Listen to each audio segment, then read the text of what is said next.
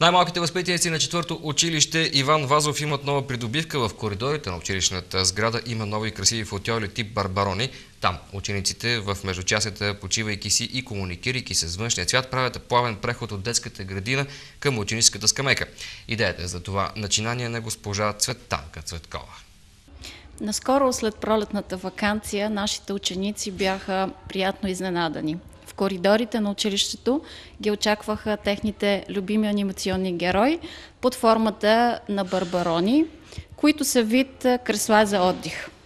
Създавайки, нашата основна цел за това нещо бе да създадем още по-привлекателна среда за нашите ученици.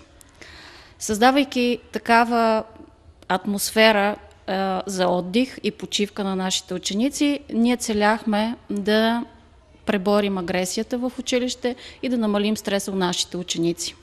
Това е зона за почивка, в която нашите ученици си почиват, играят любимите си електронни игри и комуникират извън традиционната учебна среда, т.е. класната стая.